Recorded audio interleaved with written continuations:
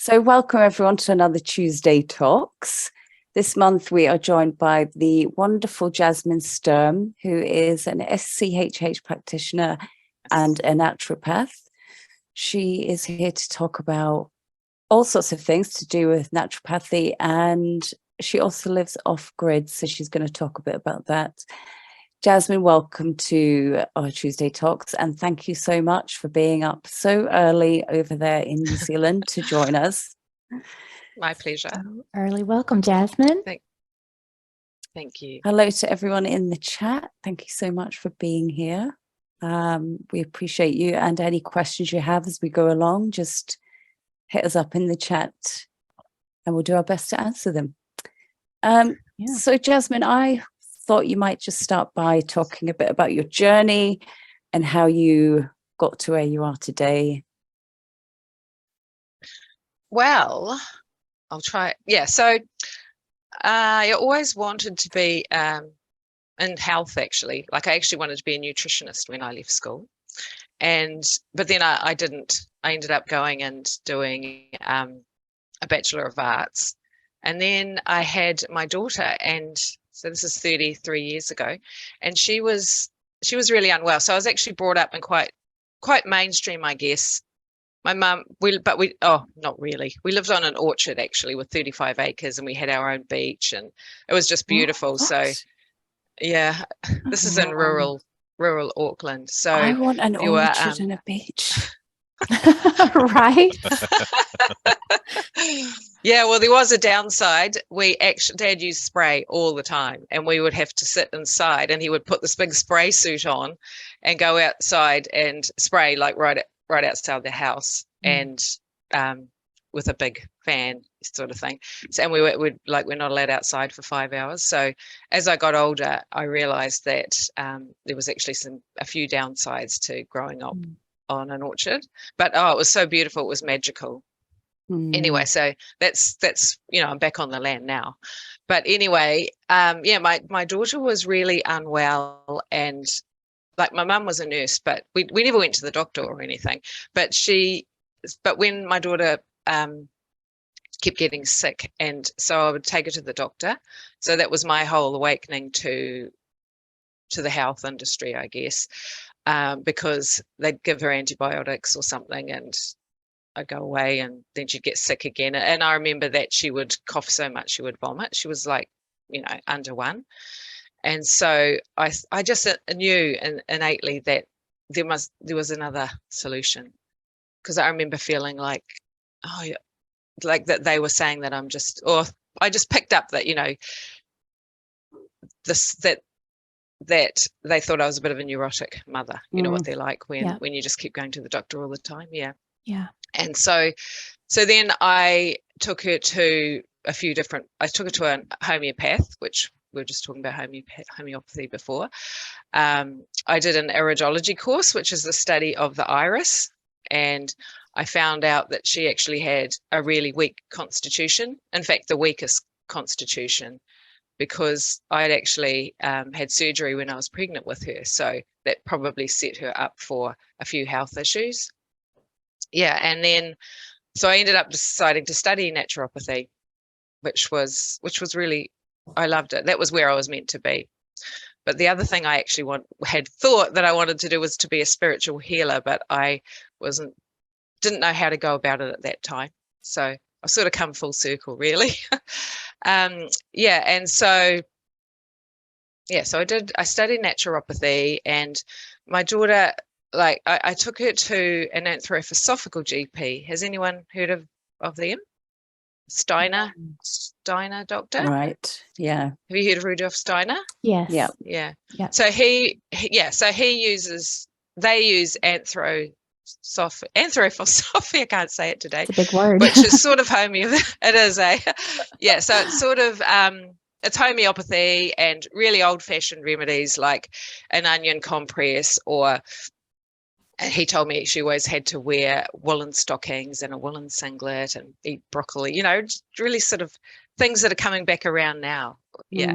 And so he would write me a script, and for antibiotics. And I wish I'd kept all the pieces of paper. I had like 50 from going to him. But that actually, so he would do that, and then he would tell me the anthroposophical remedy to take as well, and I could buy it off him or the health shop or whatever. And so that's how I learned how to treat her confidently without going down with antibiotics and stuff. Yeah. And so then I actually wanted to be a homeopath, but I ended up studying to be a naturopath. So that was in 1994.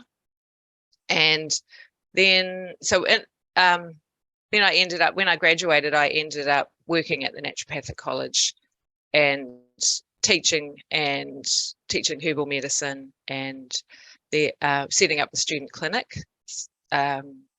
which was the first time they'd had an actual on-site clinic, and that was in late 90s. And then I moved up here to live rurally. So that was actually in the city, in Auckland City.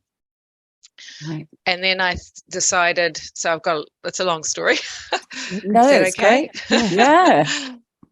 Yeah, so I moved up here, and I had my son then, and he was about 5, and I decided, well, I couldn't commute. You know how hard it is to commute when you've got a 5-year-old for an hour drive, and it's a boy, and they always get an injury, run around the corner, split his head open, things like that. So I decided to retrain to be a primary teacher, and in that time it was a 1-year graduate diploma, which I did, but I didn't want to be a primary teacher. I found out at the end, because I thought it would be easy. I'd get a full-time job, paid, and I wouldn't have to sort of work to generate clients, which is what you have to do as a naturopath and a teacher. Actually, you have to generate you have to do extracurricular stuff, and you have to promote yourself, which was what I didn't really want to do, I guess.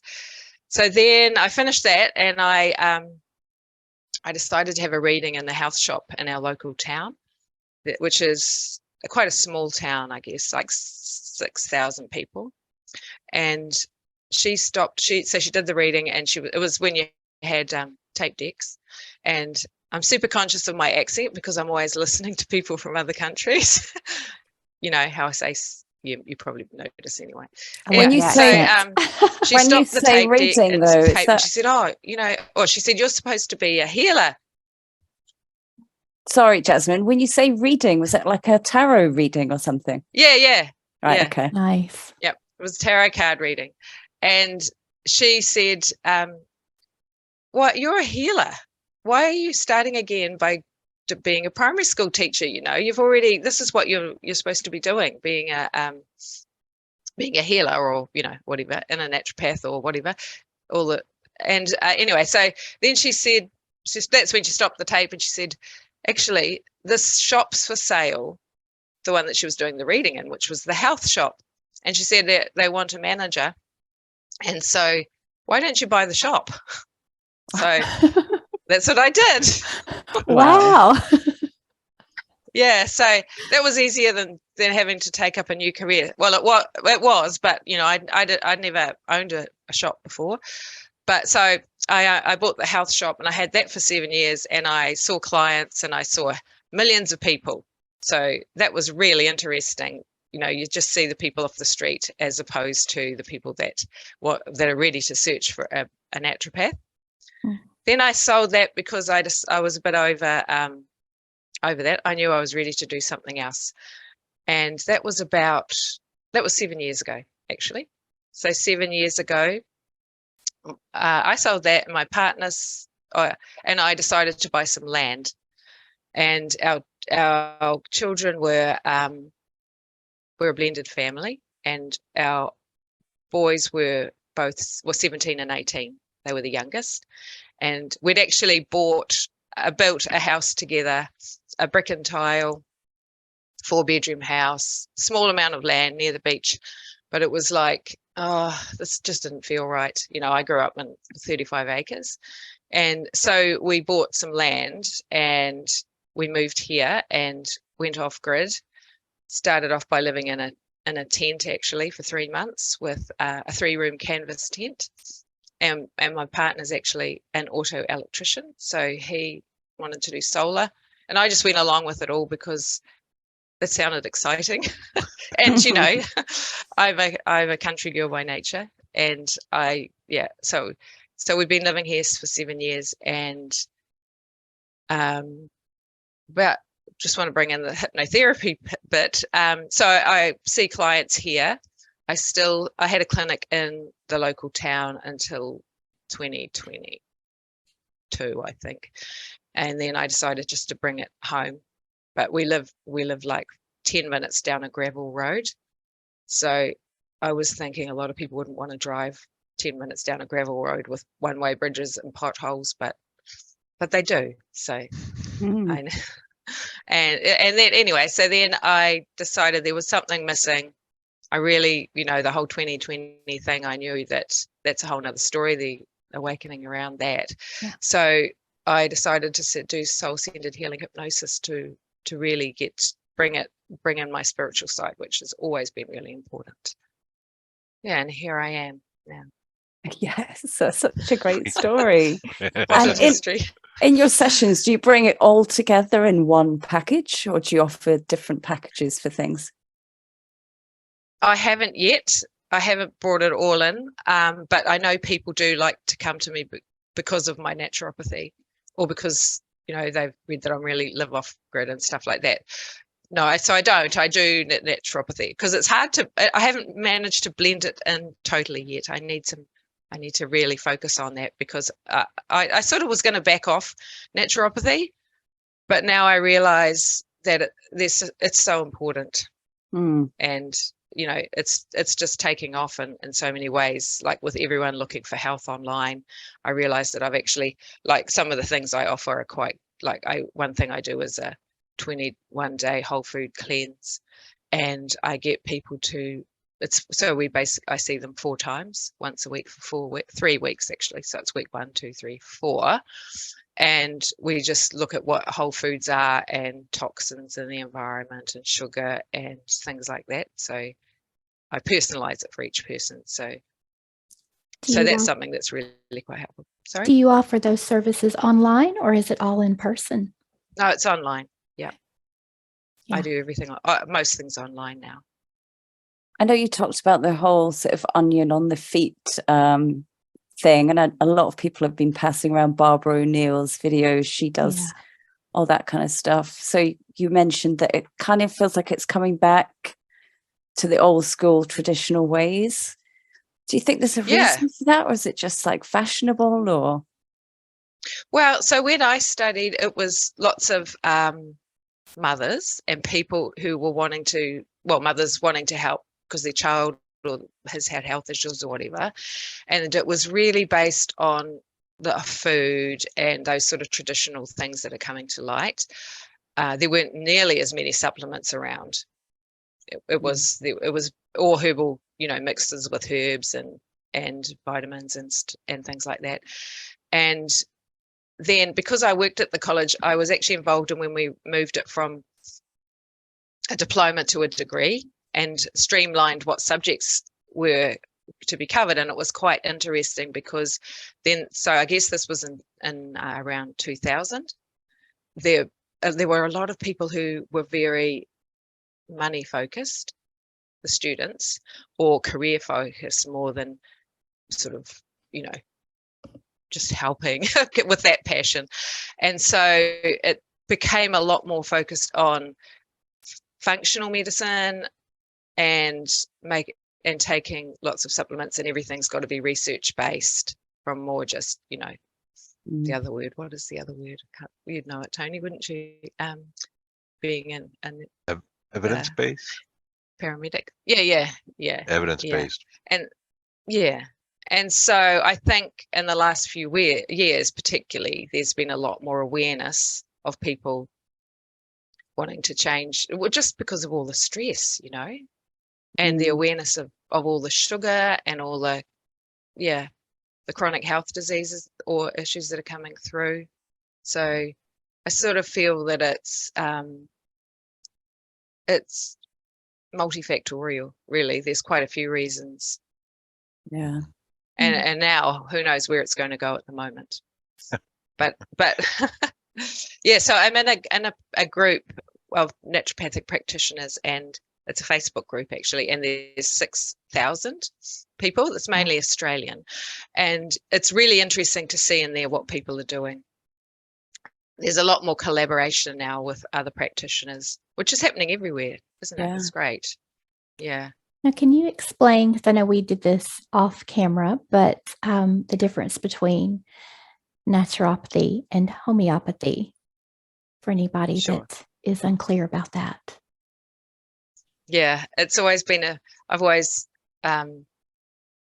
noticed that so many people didn't know it. When I had the shop, people had come in, you know, they think I'm a homeopath, and I didn't want to do them a disservice by presuming that I am. So a homeopath learns, so they would give you a classical homeopath, and bearing in mind this is in New Zealand, there are different, like in Germany, I know there's different ways of doing it as well.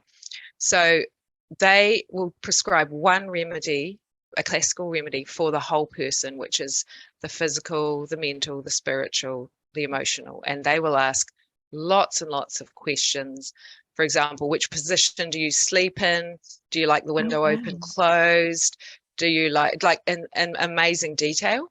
And they will match that with the remedy. And there are, maybe 6,000, maybe more. There's so many homeopathic remedies. And so I won't explain how homeopathy works, because I'll just say that when they find the right remedy, it's like dropping a pebble in a pond, and it spreads out to the whole pond and affects your whole being. And I've been to lots of homeopaths and had lots of remedies and found it amazing for your whole being.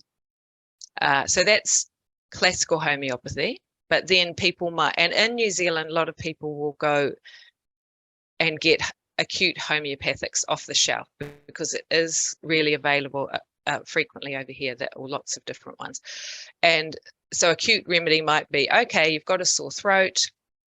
Does it feel like shards of glass? Is it really hard to swallow? Have you got a fever? Are you feeling irritable? Have you got, symptoms like that? That's how they will refine which remedy is, and that's a different dose. So that's a 30C, whereas a classical remedy might be 200 or higher. And so that's homeopathy. So naturopathy is basically anything to do with natural health. So, but classically, a naturopath would use nutrition, diet, lifestyle, supplements. When I studied, we also did body work. We would do massage as well, and lots of different modalities of body work. But that, I don't think that's in the curriculum as much now. And so we would have to do sort of anything, but we could branch off in whatever way we like. And herbal medicine, and like I learned 30 homeopathic remedies, which are the most common, but I wouldn't want someone, I would refer someone to a homeopath if rather than give them a remedy myself in general.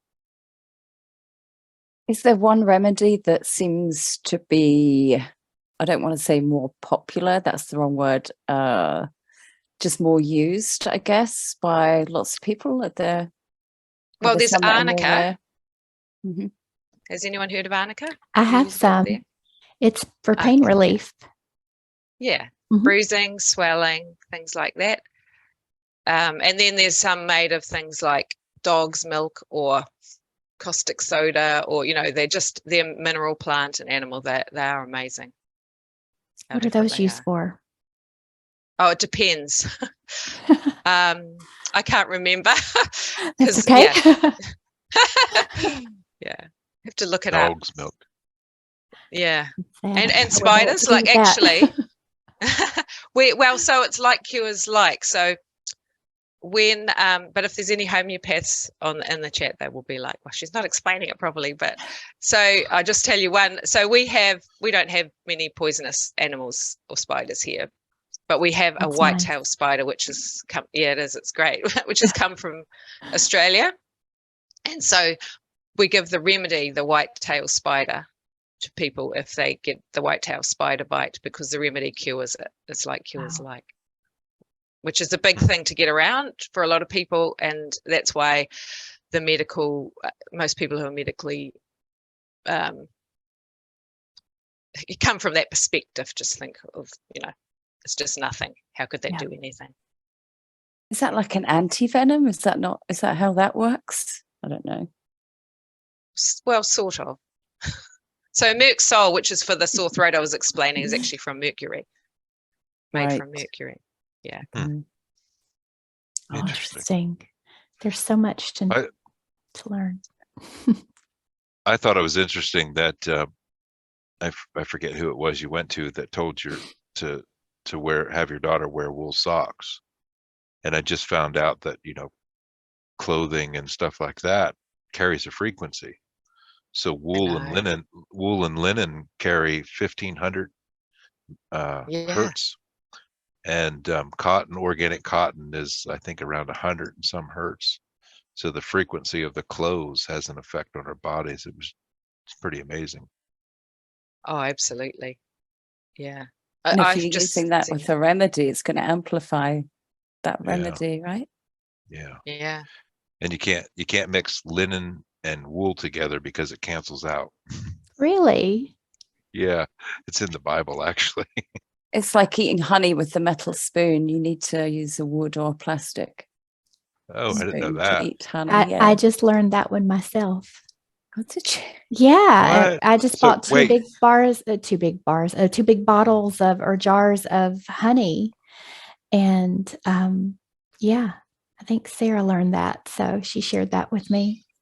So, how does the metal cancel out the honey? About the frequency? I should know that. I don't know, Sarah. I think Sarah's in the chat, so maybe she'll share that with us if she can remember. Tell us, Sarah.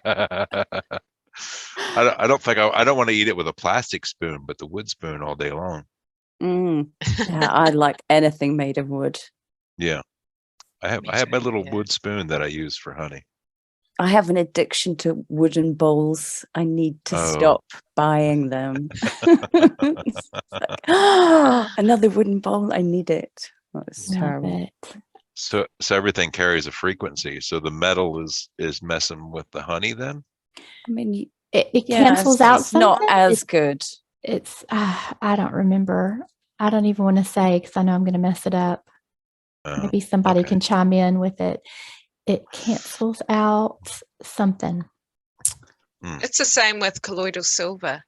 I know that you're not supposed to use a metal as well. So maybe because it's a colloid or something. Is it the ions or the something? Yeah. There's something in there that when it hits the metal, it changes it and it renders it sort of, I guess, ineffective or not as effective as it would be. So I don't know.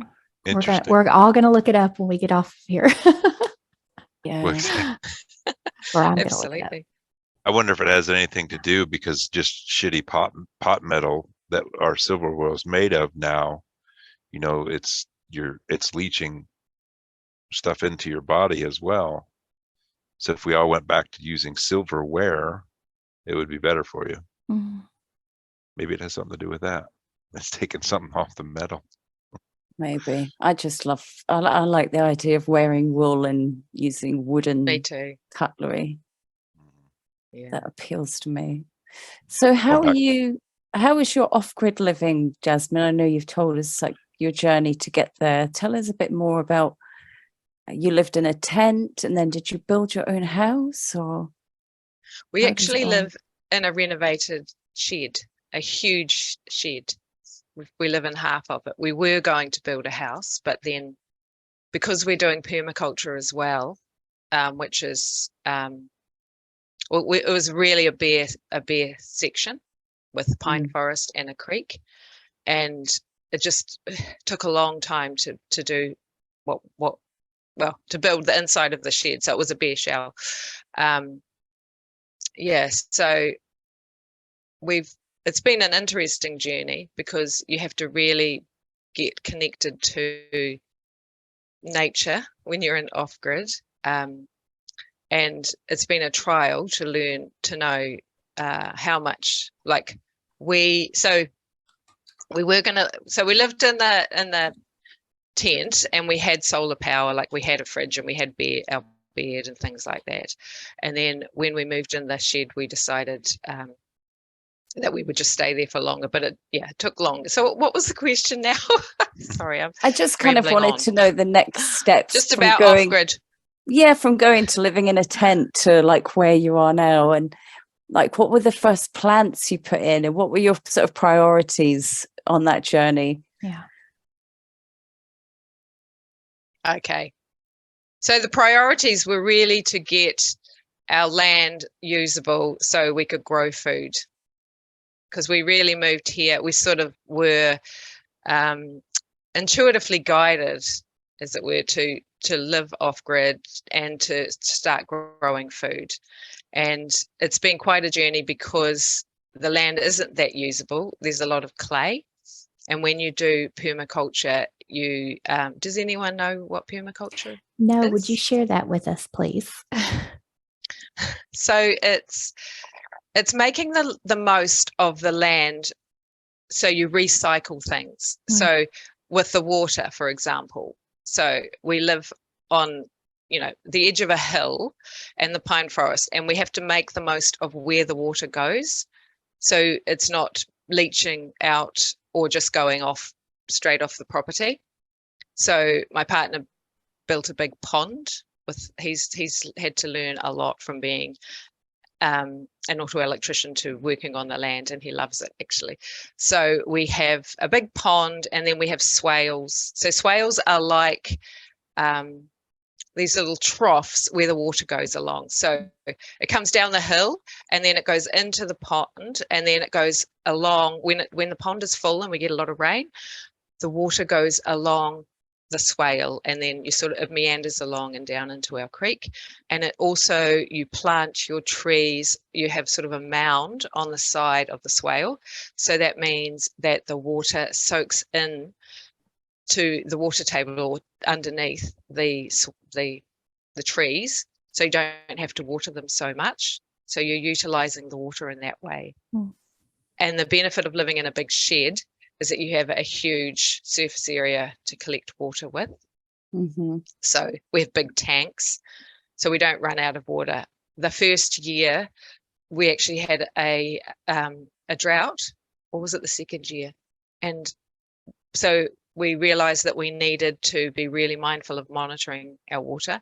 So we now have water tanks. Like I've got a little clinic, this little room that I'm in, and we've got a water tank on the side with a solar pump so that we can use the water. And we've got that on our chicken run and on all the other little sheds that we've got. So mind you, we have so much rain now because we've had rain for a year that everything's sodden. Can't actually walk around the property without gumboots, which is a bit annoying. Oh, do you know what gumboots are? Welly boots. Wellies, or whatever they call. Yeah. Yeah, and so with the solar, well, it's just been a big learning curve in terms of how you have to manage your life when you live with solar power. It's a real mindset thing that you need to, we don't do it to make money, because we haven't saved money at all. It ended up costing, when it was costed out, it would take us 10 years to make the money that we had spent in putting the solar in. And that was done by Mike, my partner. So, it didn't cost as much as it could have. And then we've lost, had power surges, and we've ended up having to get a new inverter, and ongoing costs like that. But I love it because I like the fact that we're just in touch with nature. It just feels right for me. But it's fine when there's two of us, but when we have visitors, especially people who haven't been, well, we did not mention people actually.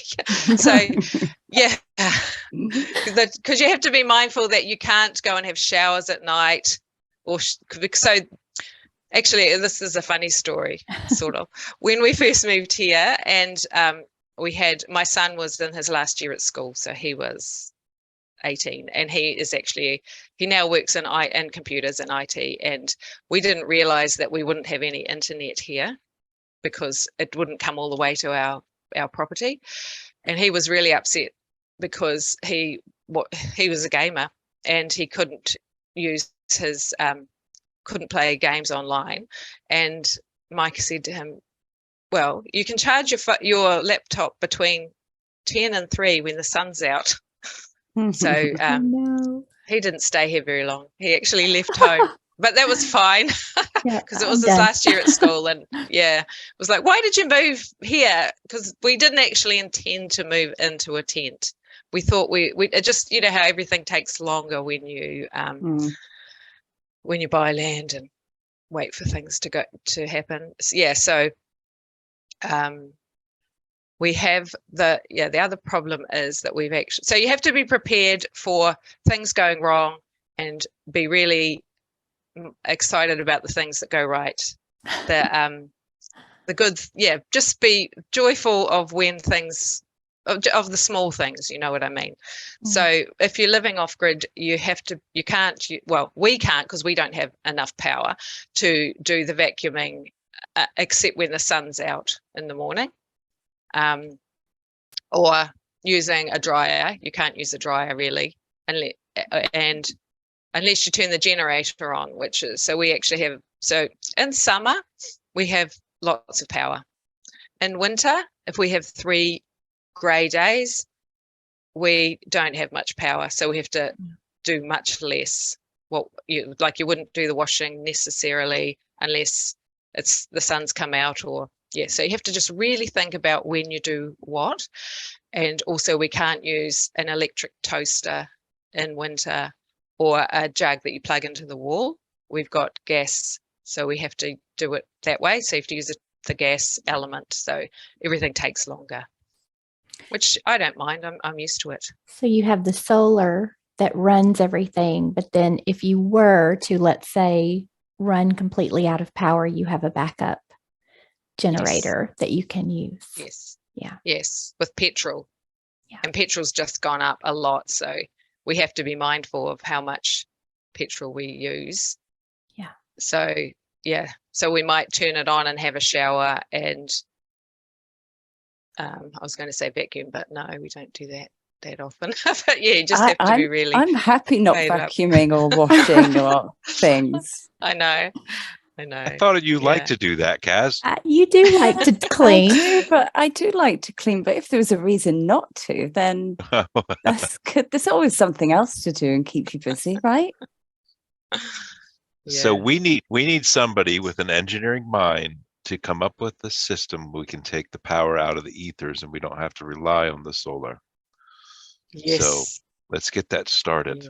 Somebody in the chat has an engineering mind. We can come up with this. Because I have a big farm to run.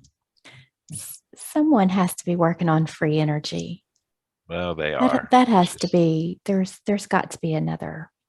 There are people around. But it's. I think there's people. I know some people that are trying to do it, but you've got to have lots of time as well.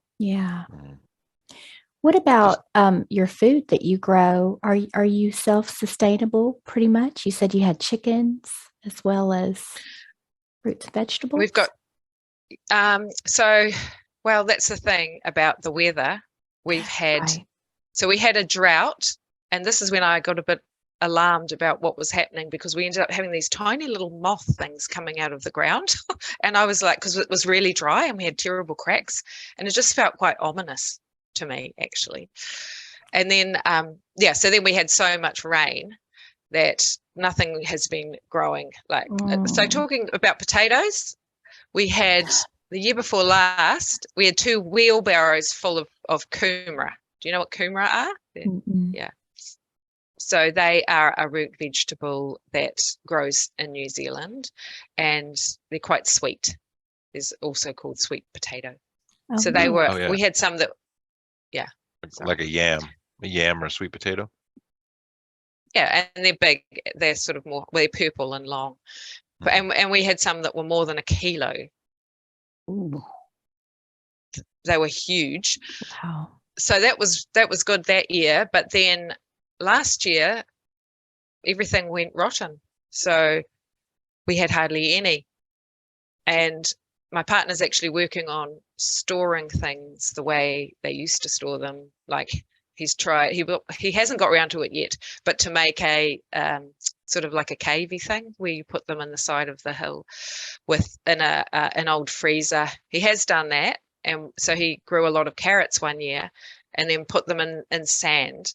But unfortunately, they went rotten because I think they were supposed to be dry. I think the sand was supposed to be really dry or something. So, so we grow lots of different things, but we still are learning what grows really well here for us. Currently, we've got beautiful bananas, and I didn't realize that bananas grew here so well because we're not tropical, but we've got it's called a banana circle. So you plant them in a circle, like we started with 8, and with a mound in the middle where you put like compost and food scraps and stuff like that. And we had 8 big bunches. I did look up what they were called. I think they are bunches. The big thing with all of the bananas on it. I think it's a bunch. Yeah. So they're going well. So we sell, or we sort of barter things actually. And we're not self-sustainable, but we do have a lot of eggs. We don't eat our chickens or anything like that. I don't think I could. But yeah, we have lots of veggies, and we've got fruit trees, but they're not they're not huge because we've only been here a few years and the weather's been so changeable. And we had a lot of, all the rain, things actually became fungal and rotten. So that's a bit sad, really. The weather's been quite something, I have to say. I think it is everywhere. Yeah, a lot of plants just don't like they get mildew and all kinds of things, don't they? I think it's got to be quite difficult to be completely self-sufficient without a community, without working together. You know, you grow the bananas and I'll grow the something else. You know, that's a lot of work, isn't it? It is. It's huge. Actually, we do have. Do you do any of the copper wire on your property, Tony? I was going to say I tried that this year. I didn't notice a difference. I think there's something missing of it because I've made a few things and I didn't really notice a difference. But I think that it needs to be as high as you can get it. It needs to be actually facing the right direction to be like an electrical circuit through the ground as well. Just like the teepee or the meditation teepees that you sit in, they have to be oriented to the true north too. So I think that has something to do with the electroculture. But I don't know what yet. I have a couple in my group who use the copper wires, and I know one in particular has said she's had quite a bit of success with it. But I don't know in what way that she uses it. So yeah. We've had quite a bit of success. We started with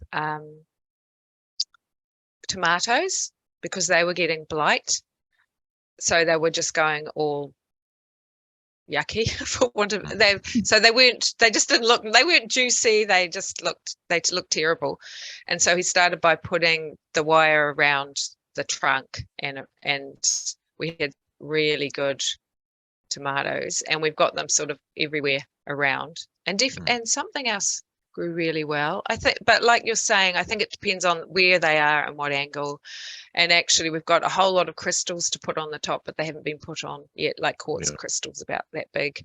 So, but there's just so much to do, you know, when we've got quite a lot of, like, my partner likes building things as well. So he's always doing lots, you know, just goes on and on.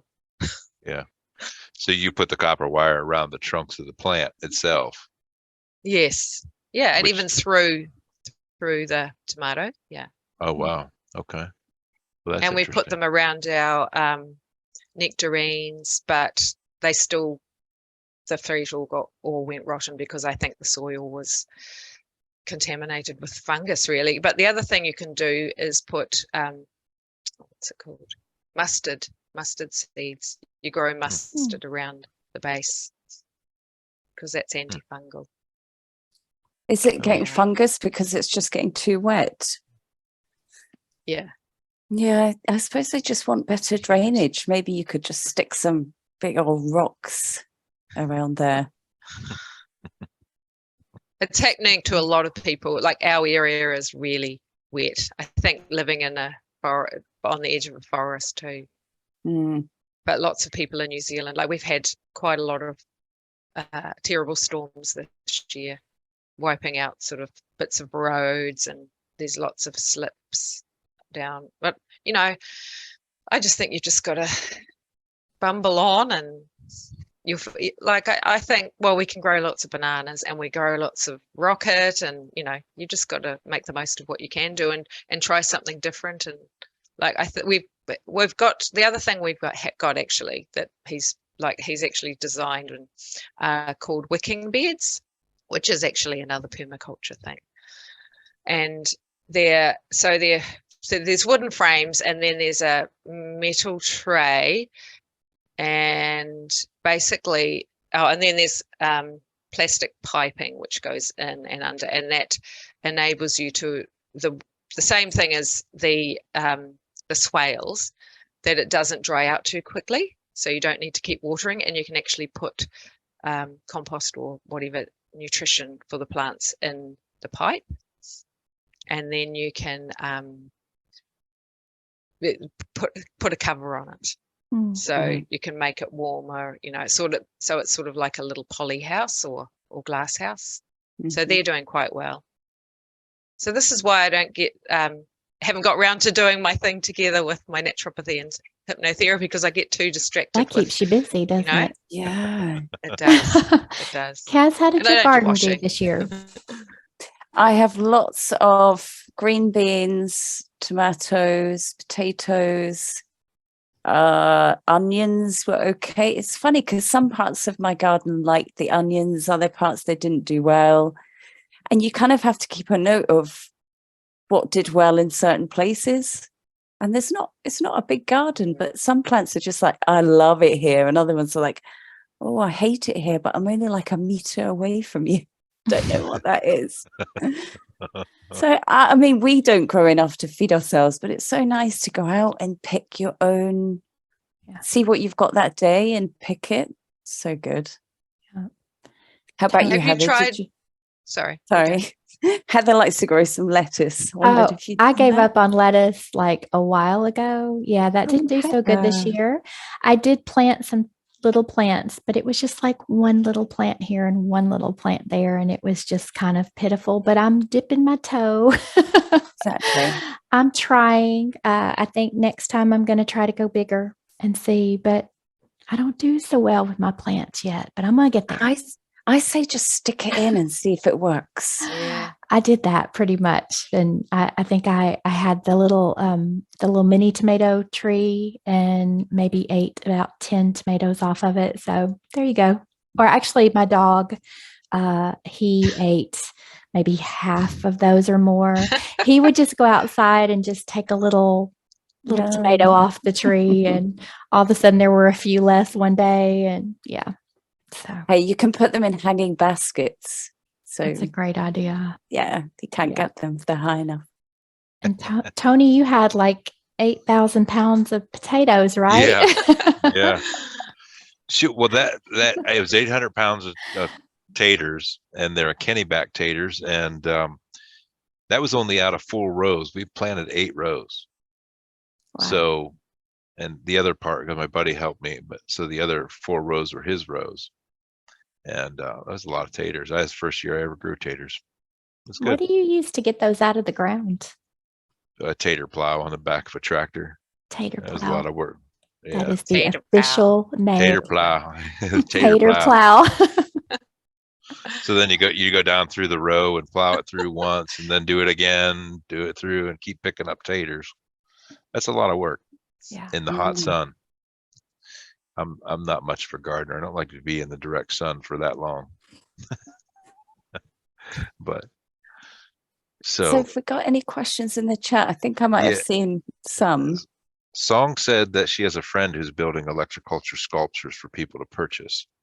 Oh, And then Wow. Alice has Fabulous. a question there, and so we're going to code word this. Jasmine, are you treating people for the and what are don't get you me a seeing? strike. Yeah. Oh, What would Is I this it? use? She said, Yeah. we have to be very careful, Jasmine, because what's your Yeah, experience? Kaz I keeps know. getting banned. I'm gonna, if I get another strike, I'm off till like January, I think. I know, I after that. saw that. Well, I'm very discreet. Yeah, I trust you, Jasmine. So that's why I just use I'll just sound. tell you. Yeah, I was a little bit unsure what the sound actually meant, but anyway.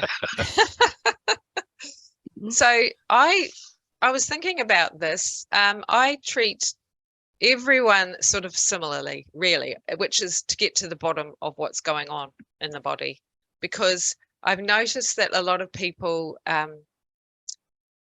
actually, it's where they've got an issue already, that like a chronic illness or whatever, where they've already got inflammation, that things get worse in that situation. And so I always look at the gut, treating the gut, because the gut is the root of everything.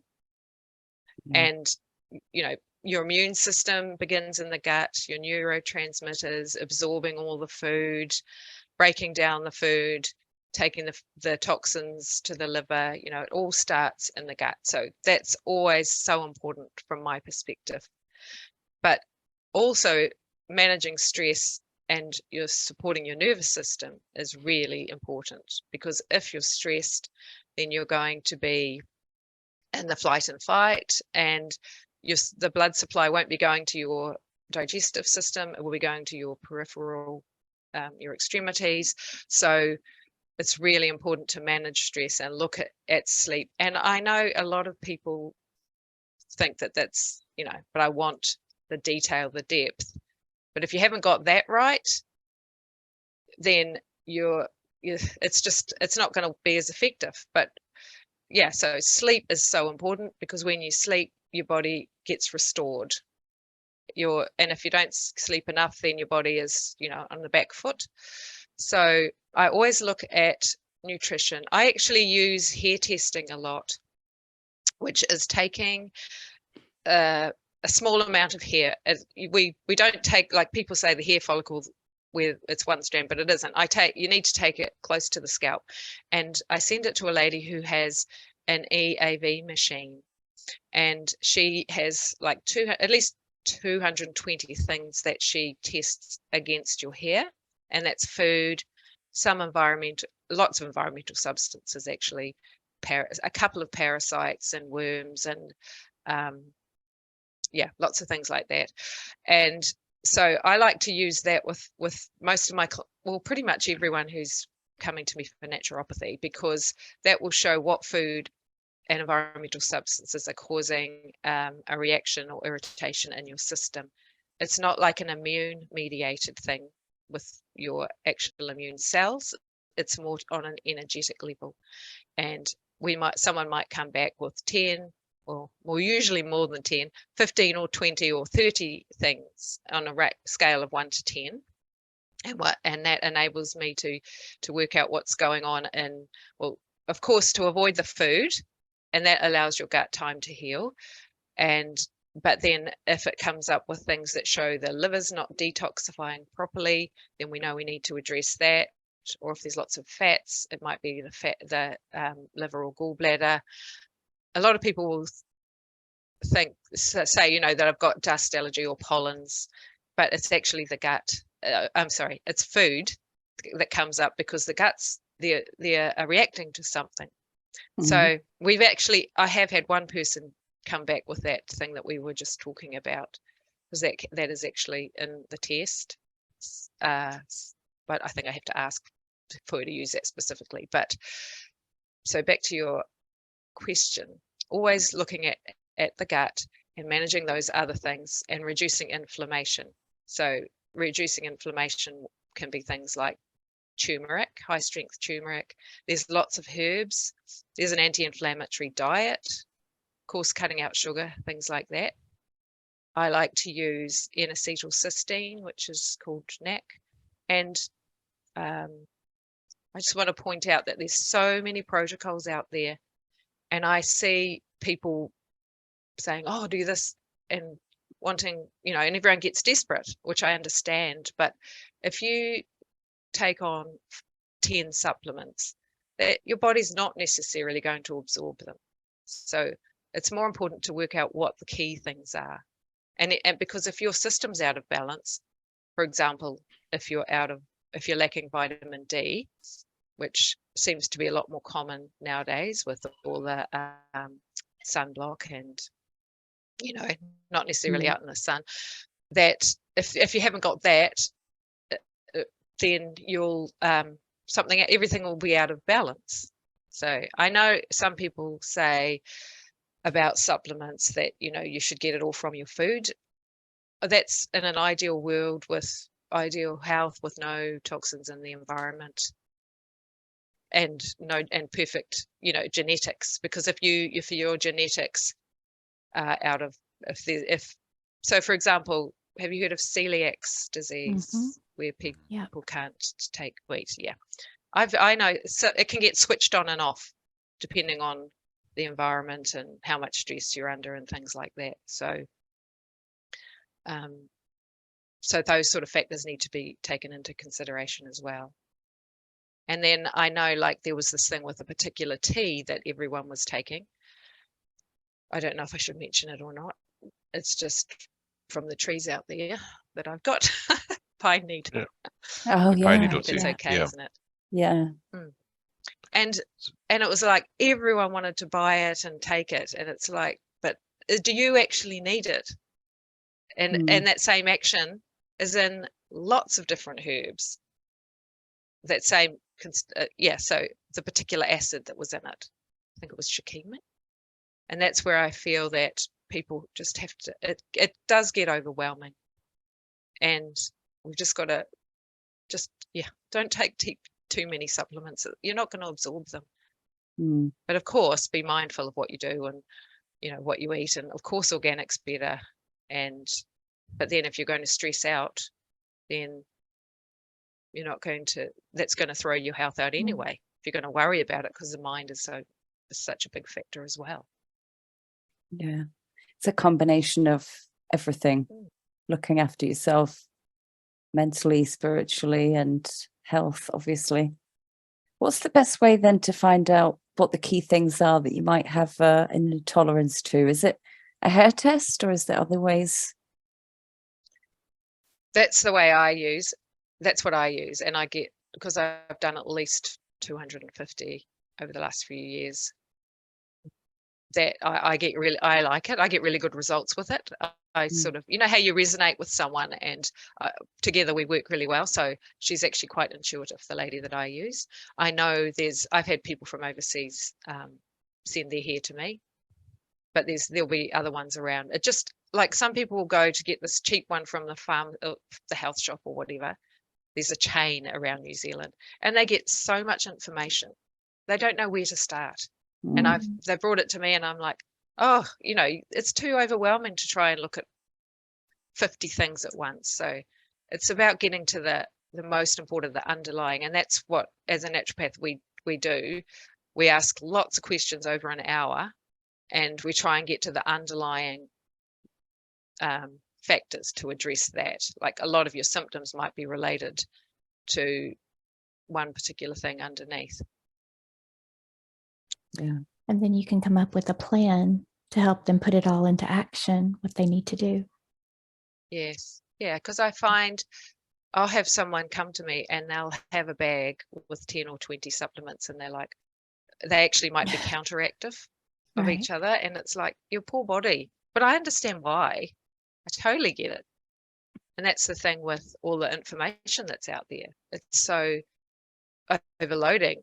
And another thing I would say is, like, there's so many ways you can look at health.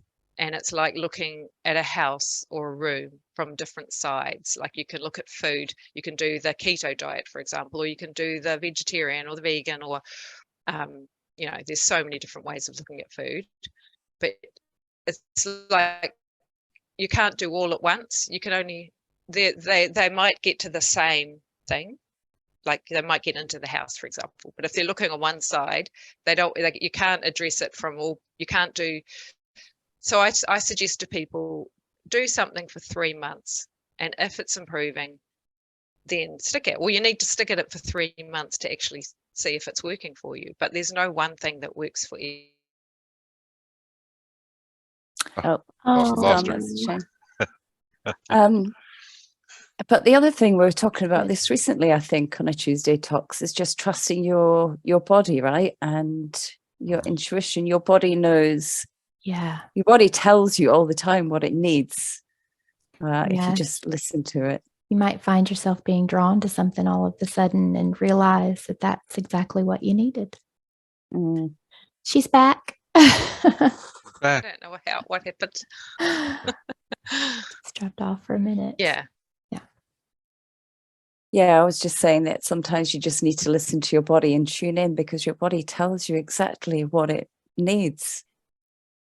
Like, if you have a craving for something, your body's deficient in that thing, or something in that thing that you're eating. Ice cream. That's what it was. We were talking about ice cream, right? Heather was craving ice cream. Yeah. No. Well, you no know, ice cream.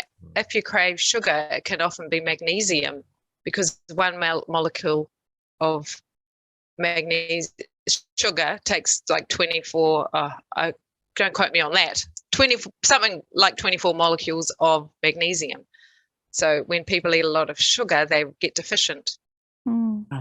That's good to know. Oh, so the sugar takes the magnesium and gets rid of it?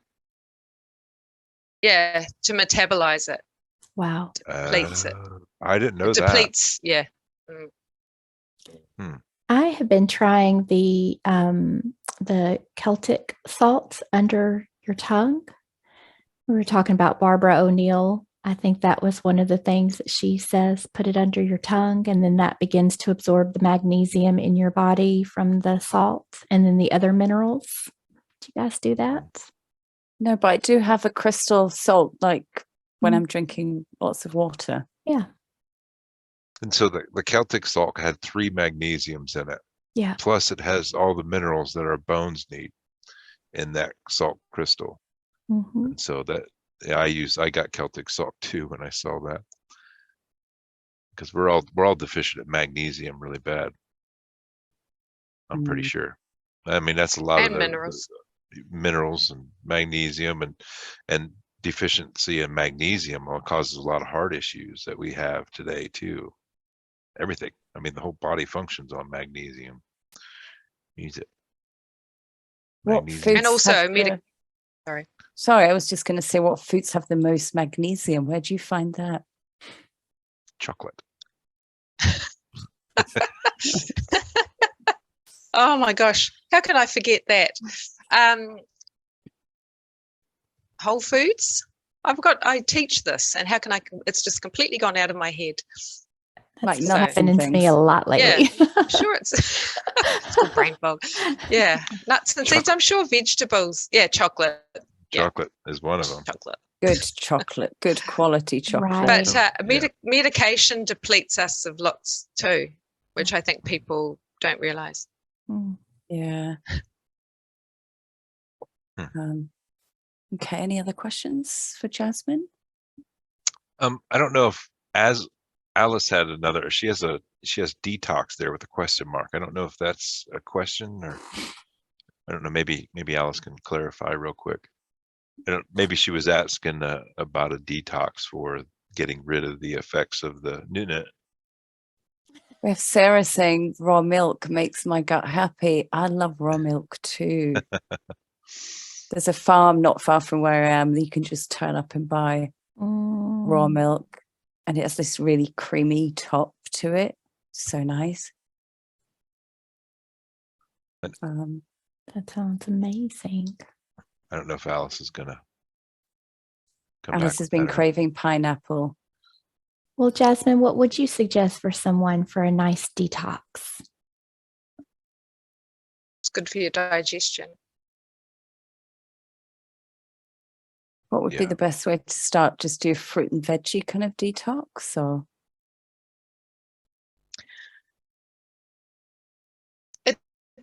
Depends, like definitely, but I'll definitely look at organic fruit and veggies, because otherwise you're going to get lots of sprays in them. Cutting down on sugar, but then people can get a detox reaction from cutting down on sugar as well. So yeah, I would just say to cut back on your supplements while you're doing something like that. I like using so when people do a detox, they do need to make sure they get protein as well to rebuild the cells, because it takes a few days to actually, I mean, when you do it, it takes a couple of days to regenerate your gut cells, like 3 days or something like that. So a lot of people, I guess that's the thing, if you could do a fast.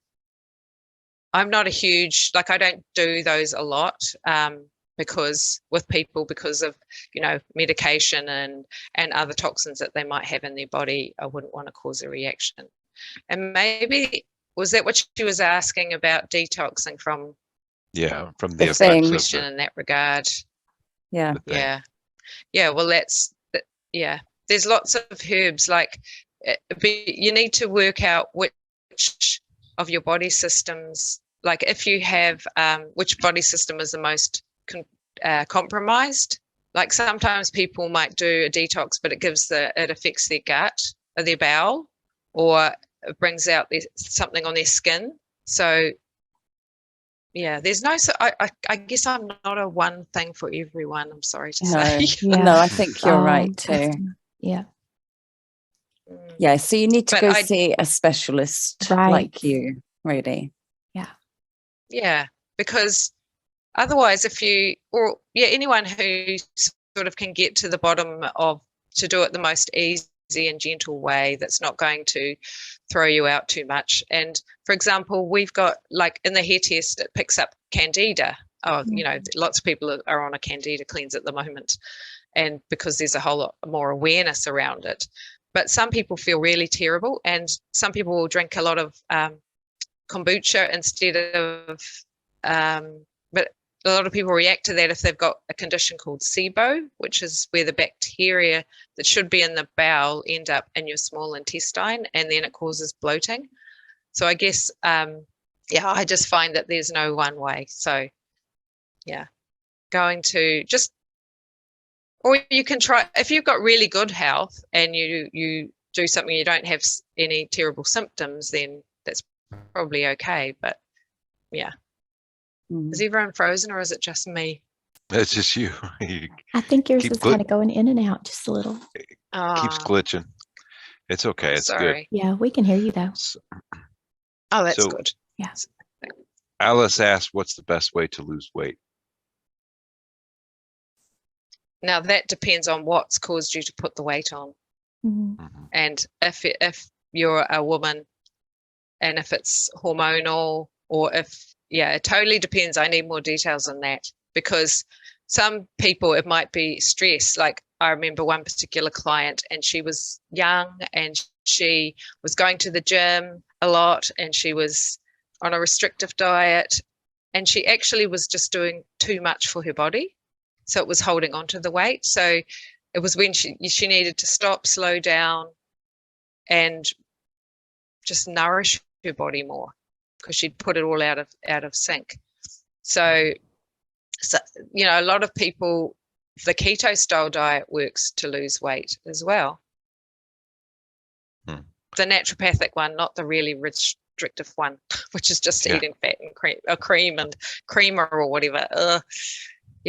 Cutting back sugar helps a lot of people too, but that's the thing. If women are in their 50s and they've got and their hormones are changing, and they put it around their waist, then it has to be addressed a little bit differently. Like, for example, intermittent fasting doesn't necessarily work for everyone. They might need more carbs. Yeah, so there's no one way. Definitely eating healthily is going to be important. See, and this is where I think that our sessions, our hypnosis sessions that we do on people, to remove the blockages and attachments, to allow that energy to flow, to allow people to reconnect to their body, reconnect to the higher self, so they can, get those messages that they need, so they can tap into the body and talk to it and see what it needs. And actually, I've been doing that in my sessions, is actually asking to talk to the body when we have a dietary or a health issue. Is I'd like to talk to the body. I found out that, it's a separate entity in one session. So if it has its own consciousness and it's working in partnership with us, we can talk to it. We can find out what it needs. So, and it's been working pretty good. I would add too that most of my clients that come in with weight issues, there's trauma there, and it's like a protective Yes, issue. Huge. I totally agree. Yeah. I guess it's just a process of what's the word I'm looking for? Elimination. Elimination. I was thinking illumination. Well, that too. It's that too. It's good.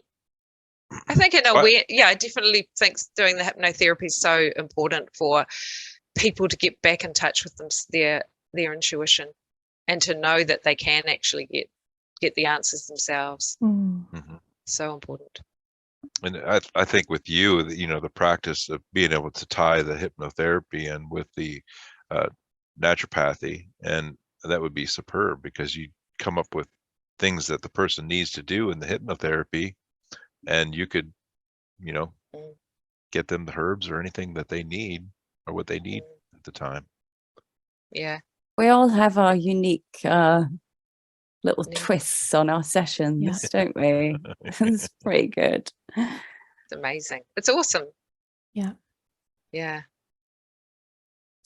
Is there anything else we want to talk about with regards to SCHH and off-grid living?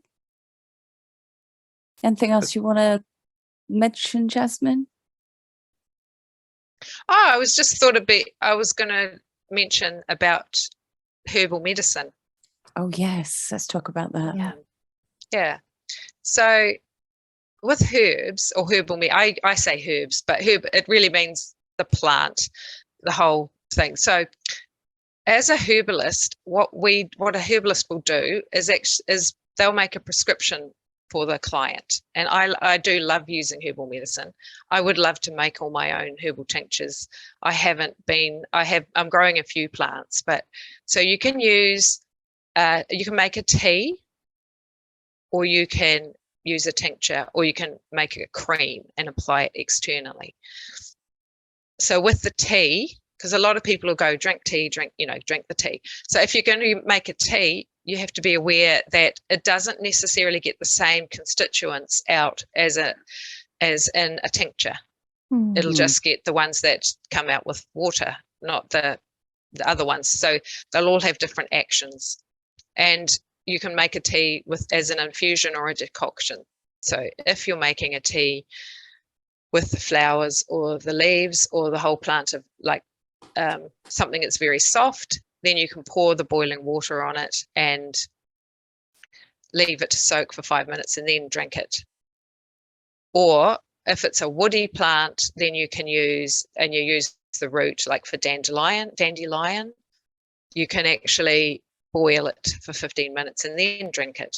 So dandelion's actually a great one for liver, and so is milk thistle. So I definitely tell someone that they could take those definitely to support their liver in a detox. Milk thistle can actually regenerate the liver. It's amazing, and it's gentle. Yeah. And so, but you'd need to take 3 cups a day consistently to have the same therapeutic action as a tincture, at least. So if you're wanting to have it as a really therapeutic thing, you need to be consistent and take it regularly. But with the tinctures, they are made with alcohol, and they might be 2 to 1 or 2 to, depending on so they're on different ratios depending on the plant and what constituents they want to get out of the plant.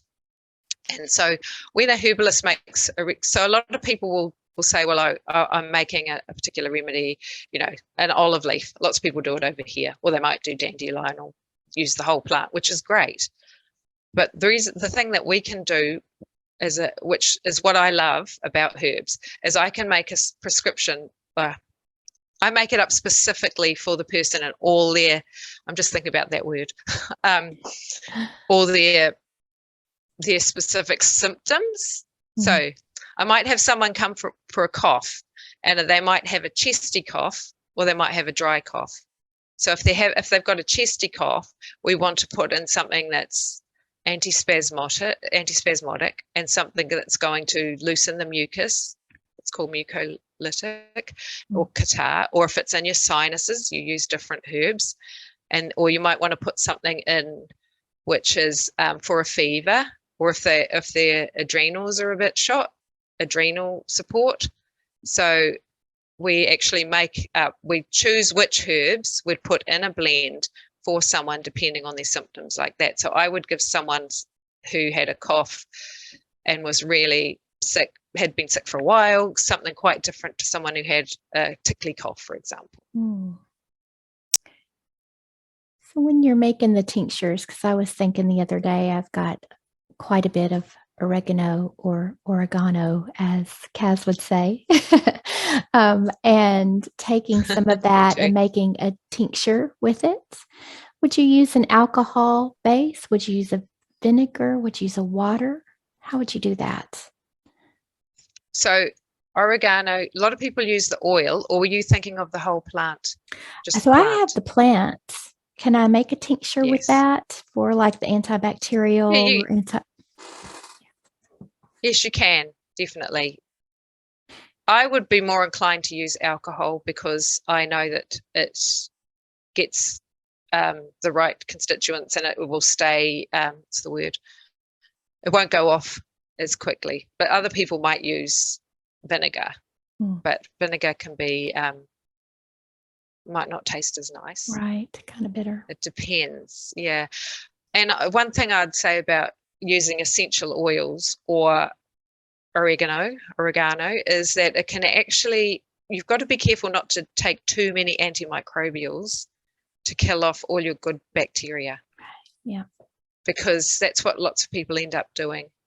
No, that's not just doing a tea wouldn't do that necessarily, but lots of people will take lots of things to kill everything off, and they forget that their gut is like a garden, and you've got weeds and you've got flowers, and an antibiotic will kill off all the weeds and flowers, and you need to repopulate it, and you just got to think of it as that's the microbiome essentially, isn't it? Yeah. And yeah, so important to be that there's more than just killing off.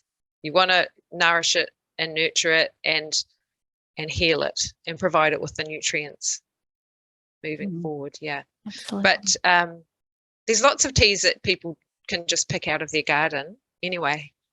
I was thinking of cleavers. Do you have bitty bit over there? Cleavers? Where it sticks to your legs when you're walking through the grass. We call it, when I was a kid, we call it sticky willy. Okay. I'm not sure if we do or not. Because it sticks to, right? Yeah. Did anyone else call it sticky willy? Let us know. Sticky willy. That sounds just wrong. So Benita's asking if there's any other options for tinctures other than alcohol or vinegar. So oil, right? You can make a tincture in oil. Well, the thing is, you want to make sure you're going to get the active constituents out, and alcohol gets them out. And there's not actually that much alcohol so I'll make a tincture blend up for someone, and they might take 5 mils 3 times a day. But you can actually, sometimes people try and steam it off. I think they use ethanol alcohol or vodka. I don't think I think the benefits offset any sort of detrimental thing of the alcohol. But the other thing that they do use is glycetrates, which is that glycerine? It's a syrupy thing. So you could use that. It wouldn't last as long because it goes off faster. So I might use a glycetrate for children particularly, or those ones like marshmallow that are really soothing to coughs and to your lungs. Yeah. I'd like to go back to the milk thistle, and so that regenerates liver. Yes, it's liver very, very, very beneficial for the liver. Okay. Yeah. And So safe. if you wanted to do a liver detox, because there's just one of my buddies who's doing a liver detox or whatever, or he needs to.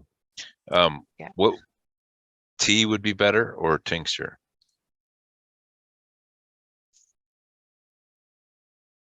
Well, either really. Okay. Or even tablets. Depends on what he would be, because that's the other thing. Some people wouldn't do teas. Some people won't do tinctures because they don't taste nice. And then that's when they will take the supplement. But yeah, I mean, I would be personally, I would prescribe people in a tincture. Okay. But if they are really worried about alcohol, I would say use the tea. Okay. I think milk thistle because it's quite safe like that. Okay. And so you have to do that 3 times a day for how long, you think? To How long? Till you feel better, see improvement. Okay. All right. So it depends what else is going on. Like, for example, if they need, like, for example, has the person got any other symptoms of liver dysfunction or that it's not working, and is their skin okay? Because skin, like if you detox too fast, sometimes it can come out in the skin.